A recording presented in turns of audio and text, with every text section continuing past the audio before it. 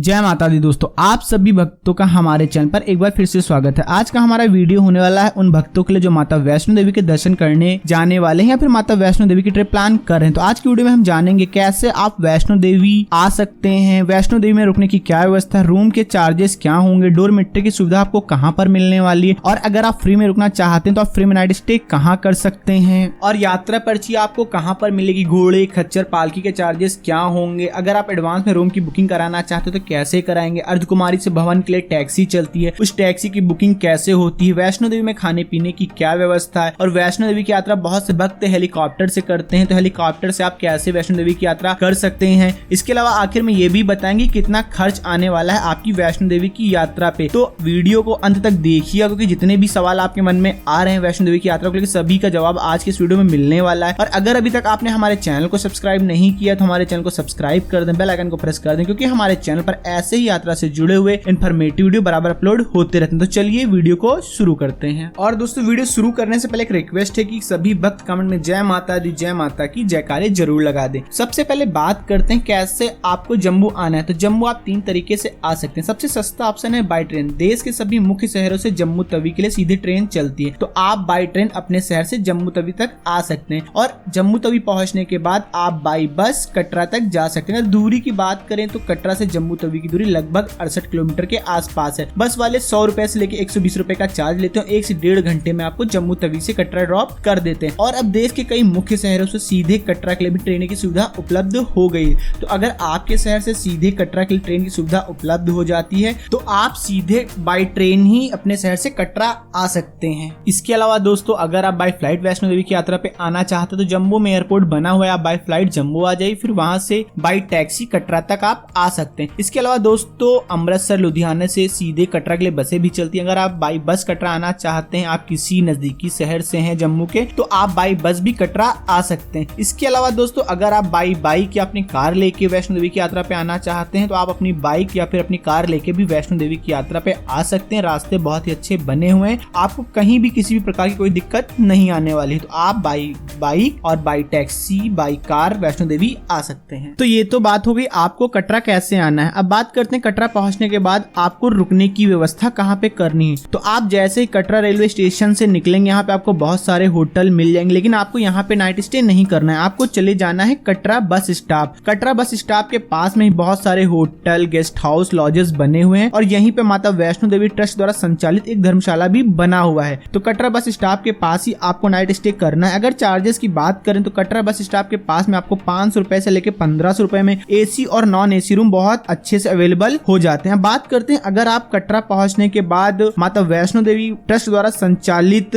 धर्मशाला में रुकना चाहते हैं तो कैसे रुकेंगे। तो इसके लिए यहाँ पे आपको 2 तरीके के रूम मिल जाते हैं। एक एसी रूम मिलता है, एक नॉन एसी रूम मिलता है, जिसका किराया 850 रुपए से लेकर 1450 रुपए तक होता है। और अगर आप यहाँ पे डोरमेट्री में रुकना चाहते हैं तो इसके लिए आपको 100 रुपए से लेकर 120 रुपए का चार्ज देना पड़ता है। अगर आप अकेले हैं तो मैं सजेस्ट करूंगा कि आप माता वैष्णो देवी ट्रस्ट द्वारा संचालित जिसका नाम निहारिका भवन है यहाँ चले जाइए और 120 रुपए दे के आप डोरमेट्री में नाइट स्टे कर लीजिए। अंदर आपको क्लॉक रूम की सुविधा भी उपलब्ध हो जाती है। अपना सारा सामान क्लॉक रूम में रख दीजिए और यहाँ पे नाइट स्टे कर लीजिए। तो दोस्तों ये तो बात होगी कटरा में रुकने की। बात करते हैं कटरा में खाने पीने की क्या व्यवस्था। तो कटरा में आपको बिना लहसुन बिना प्याज का ही खाना हर जगह खाने को मिलने वाला है। अगर रेट की बात करें तो यहाँ पे आपको 60 रुपए से लेकर 100 रुपए में थाल सिस्टम देखने को मिल जाता है। आप 60 रुपए से लेकर 100 रुपए में भरपेट खाना खा सकते हैं। इसके अलावा कटरा में बहुत सारे अच्छे होटल भी बने हुए। अगर आप बहुत अच्छी जगह खाना खाना चाहते हैं तो यहाँ पे आपको इसकी भी सुविधा उपलब्ध हो जाएगी। अब बात करते हैं कैसे आपको कटरा से माता वैष्णो देवी के दर्शन करने के लिए जाना है। तो सभी भक्तों को माता वैष्णो देवी के दर्शन करने जाने से पहले कटरा बस स्टॉप के पास ही अपना रजिस्ट्रेशन कराना होता है। यहीं पे रजिस्ट्रेशन काउंटर बना हो जिसे कि यात्रा पर्ची भी बोलते हैं। तो आपको यहाँ जाके यात्रा पर्ची ले लेनी है। यात्रा पर्ची ले लेने के बाद आपको 4 घंटे में बाण गंगा चेक पोस्ट पहुंचना होता है। तो बाण गंगा चेक पोस्ट जाने तक के लिए आप पैदल जा सकते हैं। 20 से 25 मिनट आप पैदल पहुंच जाएंगे। और अगर आप ऑटो से जाना चाहते हैं तो 20 रुपए लेते हैं ऑटो वाले और आपको कटरा बस स्टॉप से बाण गंगा चेक पोस्ट तक छोड़ देते हैं। तो दोस्तों अभी हम लोग पहुंच चुके हैं बाण गंगा चेक पोस्ट। यहीं पे आपका जो यात्रा रजिस्ट्रेशन है, जो आपको पर्ची मिली थी, इसकी चेकिंग होती है। चेकिंग होने के बाद आपके साथ जितना सामान है इसकी भी चेकिंग होती है। चेकिंग होने के बाद आप आगे आ जाते हैं। यहाँ से सभी भक्त अपनी पैदल यात्रा की शुरुआत करते हैं। और जो भक्त यहाँ से पैदल यात्रा नहीं करना चाहते, जैसे बुजुर्ग लोग हैं, कुछ लोग पैदल नहीं चल पाते, तो उनके लिए यहाँ से घोड़े खच्चर पालकी की सुविधा उपलब्ध हो जाती है। तो दोस्तों अगर घोड़े खच्चर के चार्ज की बात करें तो अगर आप बाण गंगा चेक पोस्ट से अर्धकुमारी तक घोड़े से जाना चाहते हैं तो इसके लिए आपको 650 रुपए का चार्ज देना पड़ेगा। और अगर आप बाण गंगा चेक पोस्ट से भवन तक जाना चाहते हैं इसके लिए आपको 1250 रुपए देना पड़ेगा। और बहुत से बुजुर्ग लोग होते हैं जो घोड़े खच्चर से भी नहीं जा पाते, उनके लिए यहाँ पे पालकी की व्यवस्था मिल जाती है। अगर आप पालकी से जाना चाहते हैं तो इसके लिए आपको 45 रुपए का चार्ज देना होता है बाण गंगा चेक पोस्ट से भवन तक के लिए। और अगर आप पालकी से सिर्फ अर्धकुमारी तक जाना चाहते हैं तो इसके लिए आपको 1750 रुपए का चार्ज देना होता है। लेकिन कई बार जब भीड़ बहुत ज्यादा होती है तो पालकी वाले भी ज्यादा चार्जेस मांगते हैं और घोड़े खच्चर वाले भी 3000 रुपए तक चार्ज करते हैं। तो इसकी कंप्लेन आप वहीं पे ट्रस्ट द्वारा संचालित ऑफिस बना हुआ है वहां पे कर सकते हैं। तो दोस्तों हम लोग अपनी यात्रा पैदल ही करने वाले हैं। आप जैसे ही बाण गंगा चेक पोस्ट से आगे बढ़ेंगे यहाँ पे दो रास्ते हो जाते हैं। एक रास्ता वही पुराना रास्ता जिससे कि हमेशा से यात्रा होती आ रही, अब एक नया रास्ता बन गया जिसे कि न्यू ताराकोट मार्ग के नाम से जाना जाता है। अब यहाँ पे आपके मन में एक सवाल आ रहा होगा कि आपको किस रास्ते से पैदल यात्रा करनी चाहिए। तो यहाँ पे जो दूसरा रास्ता नया रास्ता है ताराकोट मार्ग रास्ता,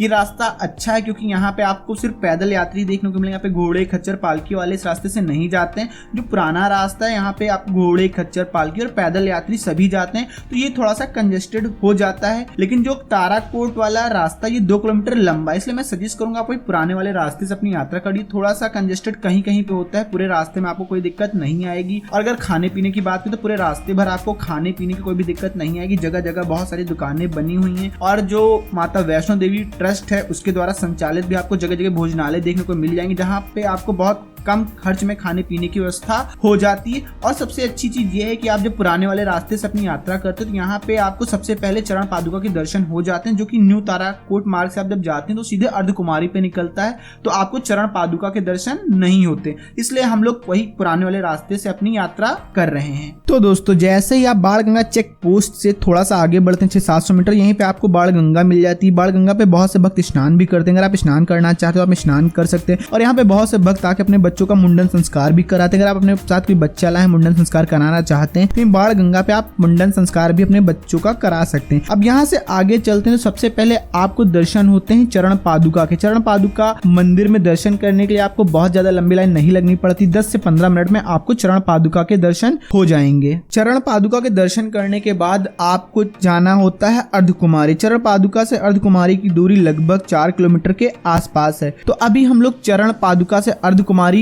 की यात्रा पैदल करें। रास्ते भर आप देख रहे हैं बहुत सारी दुकानें बनी हुई हैं, आपको कहीं भी कोई दिक्कत नहीं आने वाली है। और जगह जगह आपको वॉशरूम की सुविधा भी उपलब्ध हो जाएगी जो कि बिल्कुल साफ और सुथरे होते हैं। अब जब आप अर्धकुमारी पहुंचने वाले होंगे तो वहां से 2 रास्ते हो जाते हैं। 1 किलोमीटर पहले एक सीधा रास्ता भवन को चला जाता है, एक दूसरा रास्ता चला जाता है अर्धकुमारी को। अगर आप अर्धकुमारी के दर्शन नहीं करना चाहते, क्योंकि बहुत से भक्त अब अर्धकुमारी के दर्शन नहीं करते सीधे भवन के लिए जाते हैं, तो आप इसी पीछे वाले रास्ते से भवन तक जा सकते हो। क्योंकि इस रास्ते से जब आप जाएंगे तो आपको 1 किलोमीटर की जो दूरी वो और भी कम हो जाती है। और यहीं से अर्धकुमारी से भवन के लिए टैक्सी भी चलती है। तो अगर आप टैक्सी से जाना चाहते हैं जो कि एक इलेक्ट्रिक टैक्सी होती है, इसके लिए आपको 354 रुपए की आपको टिकट लेनी पड़ती है टैक्सी से जाने के लिए। और जो टिकट मिलता है ये बहुत आसानी से आपको अवेलेबल नहीं होने वाला है वहां पे, क्योंकि हर 3 घंटे में स्लॉट खुलती है और सिर्फ रात के 10 बजे तक ही स्लॉट खुलती है, जिसमें मात्र 30 से 35 लोगों को ही टिकट मिल पाता है और बहुत लंबी लाइन भी इसमें लगी होती है। इसलिए बहुत से भक्त पहले ही ऑनलाइन टिकट कर लेते हैं इस टैक्सी का। अगर आप इस टैक्सी के लिए पहले से ऑनलाइन टिकट करना चाहते हैं तो इस वेबसाइट पे जाके आप ऑनलाइन तरीके से पहले ही टैक्सी की टिकट निकाल लीजिए, क्योंकि वहां ऑफलाइन तरीके से या तो आपको 3 से 6 घंटे लग जाएगा टिकट लेने में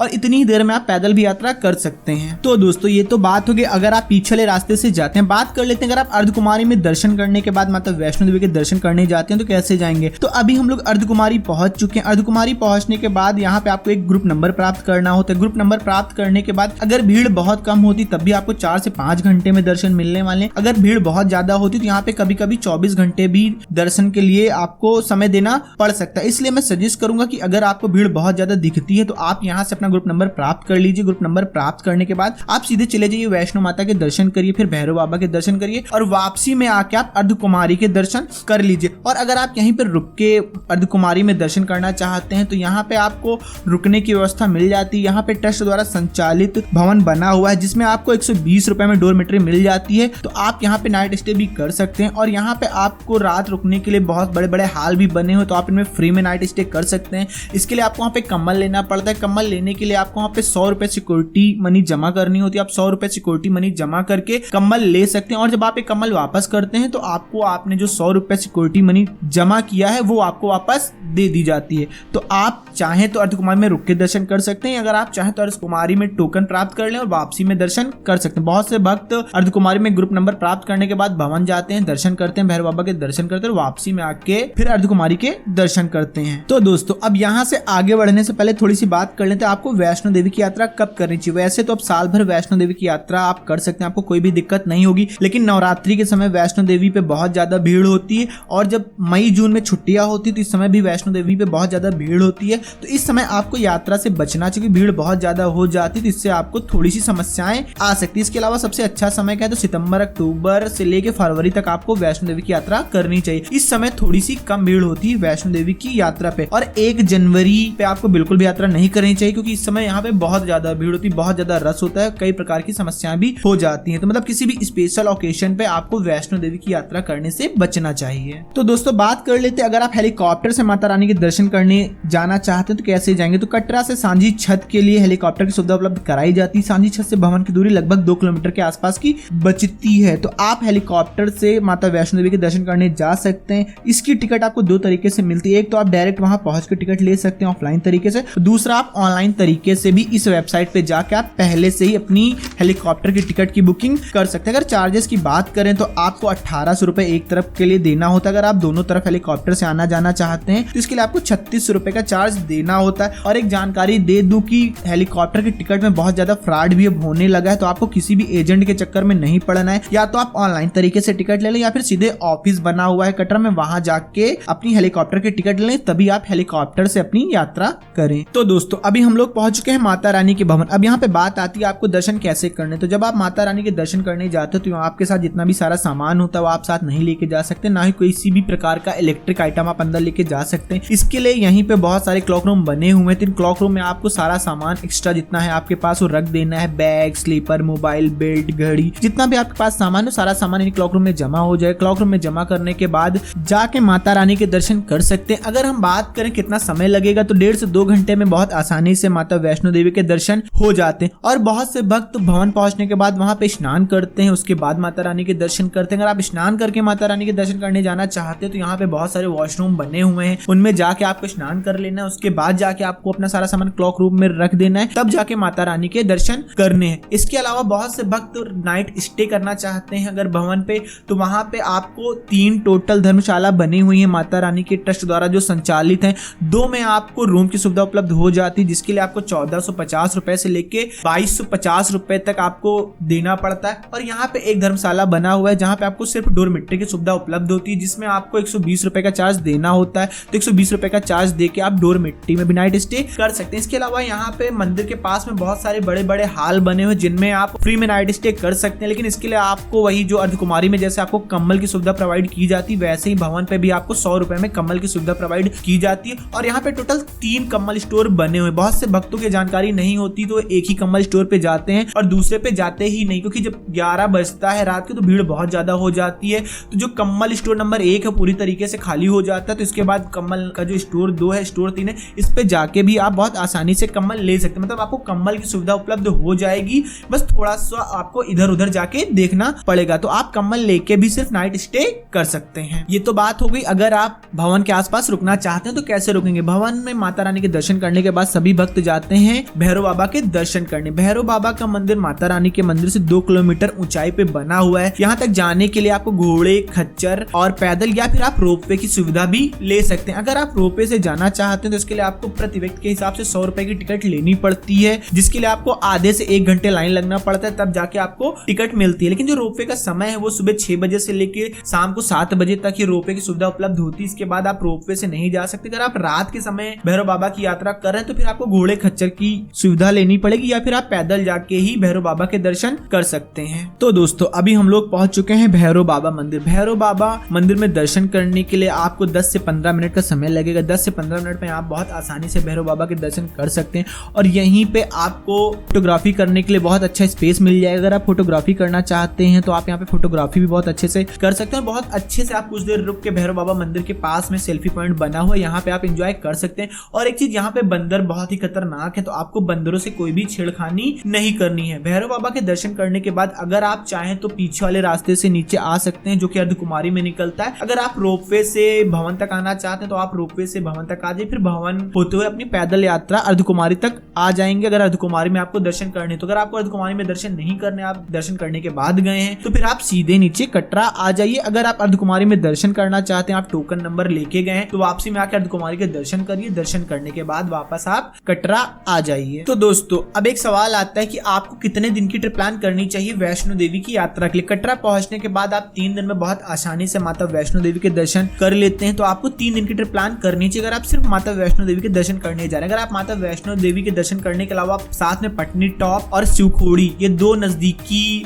डेस्टिनेशन है जहाँ पे भक्त जाते हैं, वो भी प्लान करें, तो फिर आपको माता वैष्णो देवी की ट्रिप 5 दिन के लिए प्लान करनी चाहिए। अब दोस्तों, आखिर में बात आती है कि वैष्णो देवी यात्रा पे आपका कितना खर्च आने वाला है। बताने वाले तो बता देते हैं कि भाई आप 500 में वैष्णो देवी की यात्रा कर सकते हैं, 700 में अपनी माता वैष्णो देवी की यात्रा कर सकते हैं। लेकिन आप वैष्णो देवी की यात्रा अगर करना चाहते हैं, आपको सिर्फ खाने, रहने और घूमने का खर्च करें, तो आपका जो खर्च आने वाला है 1500 रुपए से लेकर 2000 रुपए खर्च आने वाला है। अगर आप सिर्फ माता वैष्णो देवी की यात्रा करते हैं, मतलब 3 दिन की ट्रिप प्लान करते हैं, तो अगर आप साथ में शिवखोड़ी, पटनी टॉप की अपनी यात्रा प्लान करते हैं और शेयरिंग टैक्सी से सभी जगह जाते हैं, तो उसमें आपका 4000 रुपए से लेकर 5000 रुपए का खर्च आने वाला है आपके, जिसमें टैक्सी का चार्जेस, खाने का चार्ज और रूम का चार्ज जुड़ा हुआ है। इसके अलावा अगर आप कोई अदर खर्च करते हैं, जैसे कि आप हेलीकॉप्टर से यात्रा करते हैं, घोड़े खच्चर का सहारा लेते हैं, पालकी से जाते हैं, तो ये खर्च आपको अलग से इंक्लूड करने होंगे। तो दोस्तों, आज की वीडियो में बस इतना ही। अगर आपका कोई सवाल है, माता वैष्णो देवी की ट्रिप प्लान कर रहे हैं, आपको समझ नहीं आ रहा, तो आप कमेंट में कमेंट करिए, जिसका जवाब आपको तुरंत दिया जाएगा। और आप हमें हमारी इंस्टाग्राम आईडी भारत के दर्शन पे भी फॉलो कर सकते हैं, वहां पे भी आप मैसेज करें तो वहां पे भी आपको तुरंत ही जवाब दिया जाएगा। और एक रिक्वेस्ट है, जिन भक्तों ने अभी तक हमारे चैनल को सब्सक्राइब नहीं किया, तो हमारे चैनल को सब्सक्राइब कर दें, बेल आइकन को प्रेस कर दें, क्योंकि हमारे चैनल पर यात्रा से जुड़े हुए ऐसे इन्फॉर्मेटिव बराबर अपलोड होते रहते हैं। और कमेंट में सभी भक्त जय माता दी की जयकारे जरूर लगा दें। मिलते हैं आपसे नेक्स्ट वीडियो में, तब तक के लिए जय माता दी।